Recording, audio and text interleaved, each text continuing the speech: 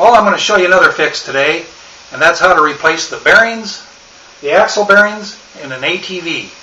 This is a Yamaha Blaster, and the left axle bearing has gone out, and if you ride hard, something's going to break. Now, the right side is still in here and it's good, but I'm going to replace both of them because you get two bearings in a package. It's kind of like the disc brakes on a car, you know. You want to replace both of them when you change them. So I'm going to show you how to do that. First thing I'll need to do is take off the brake caliper, and then I'll take off the wheel, and then I'll be able to pull the axle out so I can put on the new bearings. So I'm going to get started and show you how to replace the bearings in an ATV. Now, here up closer, I wanted to show you I've got blocks to hold the wheels up off the ground so that I can get working on this. And right here there's two nuts that actually were already unscrewed because this axle had come loose from here. And you can see there's splines on there where this slides on. So you'll have to loosen these two nuts and pull your sprocket back to get to your bearing. So the new bearing will go right inside that housing. You can see I'll wiggle the axle here a little bit, and that'll stabilize that. First off, I'm going to come over here and take off this brake caliper right here, and there's two bolts. There's one right here and one right here. And once I get those off, then we can get to work. Okay, now I've loosened up these 12 millimeter screws. Well, it takes a 12 millimeter socket. There we go. Take them out, and the brake caliper. Just pick it up off there. You got to make sure the brake is off. The emergency brake, I had to take it off. I'm just going to set it right here because there's a cable. I don't know if you can see that cable there. We want to keep that all intact, and hopefully that'll set there throughout the fix. Now the next thing I'm going to have to do is we'll come over here, and I'm going to take this wheel off right here, and I'll come in here and you can see the lug nuts. I need to remove those. Okay, here it is. I got the wheel off, and right here there's a nut here with a cotter pin in it. Now I'm going to have to take that cotter pin off and take this nut off, and then this will come off so that I can slide this off of here, and then the whole axle will be able to slide out of the housing right here and come off this way. So coming back over here, I'll get to work on this and take that cotter pin out and that nut off, and we'll get this off of here.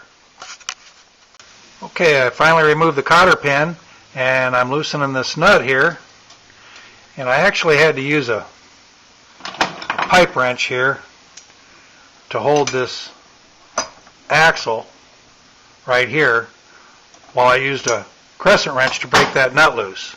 But now that the nut is off, take off this washer, and then this here should slide right off here. Here it comes, and then you can see the teeth on there where this goes on there. Okay, I decided to go ahead and take this wheel off. It's just extra weight there, and it's going to help me handle this axle a lot better. I'm going to go ahead, and if these aren't already loose or off, you have to loosen these two nuts. The reason they have two is because one's a jam nut that holds the correct torque against the sprocket against the bearing once we get the new bearing in here. So it'll always hold a constant pressure right there. So I'm going to go ahead and take these off, take off the sprocket. Now if you look at the new bearing, it's a sealed bearing. So there's no need to pack it with grease or anything, but I will put grease inside the housing here, and that helps keep moisture out. Okay, what I had to do was this disc brake here, slide the disc back, and right here is it's a bearing seal, it's a rubber seal, and slide it back like so, and then I have a dead blow hammer here, and I pounded on the end of this until she came out. And I'll tap on it here. There you go. Now, there is the good bearing in there. I don't know if you can see it. Shine a light. I need to get that out of there, and hopefully I don't have to take off this main housing right here, because if I can't get that bearing out of there, I'll probably need to take off the main housing and drive it out, maybe with an arbor press or something like that. And here again, I may even need that arbor press to replace the new bearings that I have here. So we'll find out here, see if I have any luck getting that bearing out of there once I get the axle pulled through. Well, as I suspected, nothing ever goes smooth when you're trying to fix things, but I ran into the old bearing on here, and I've got it up on here. The outer race and the inner race were, they're sitting here. I'll get in here so you can see. This was seized on to the shaft, the inner race, or the inner race of the bearing. The outer race of the bearing was in this housing here and pressed in there. So when I tried to move the axle through, it wouldn't come out. So I had to take this housing off, and there's a bolt right here, and then there's a bolt down here. And then these are the adjusters for the tension of the chain right here. So anyway, I had to take these bolts out, and there's a bolt under here.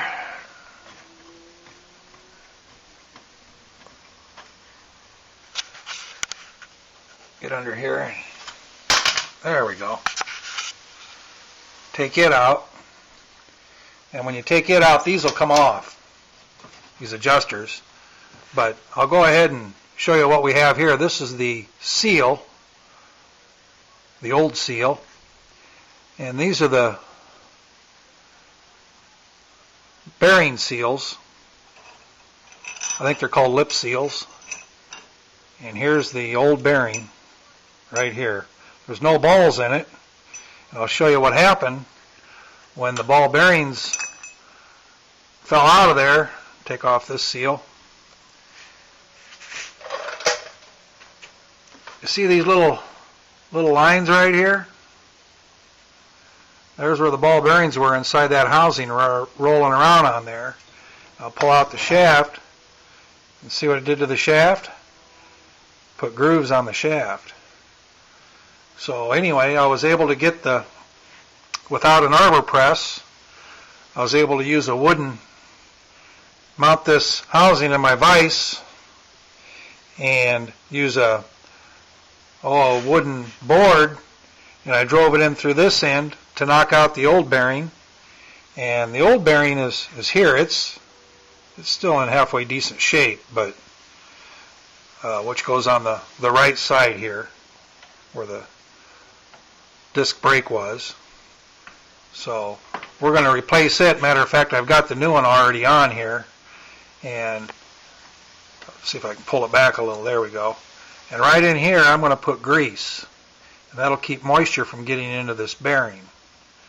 So once I get that greased up, this will slide up against there, and then I'll grease this side here also, and I'll probably just throw some grease in here, and that'll just be inside of this housing. And then I'll do the same thing on this end. I'll put the new bearing on, and then the seal will go on after that, and then I'll put grease between the seal and the bearing, and I'll put grease on the inside here and the inside of the housing. And that keeps keeps moisture out of there. You don't, when you're riding, you can ride through creeks and things, and you don't want any water to get up in there. So I've got the bearings in the housing, and I was able to put this in my vise and hold it while I tap the bearings in. And I don't know if you can see, but I've got a bearing in there right here, and I'm going to put grease on here around that. Actually, I've already put some grease on this side of the sprocket. I'll probably just put a little more there, and then the sprocket will slide up on here. And then we've got 2 jam nuts that'll tighten up on there, and I'll check the torque specification for that. I've got it pulled up on my laptop. I was able to download a owner's manual and gave me a few tips. It doesn't tell you very much, but it does give you the torque specs on those. And here you can see I've got the disc brake here that'll come up on here, and I'll put the brake caliper back on. So like I said, we're on the home stretch.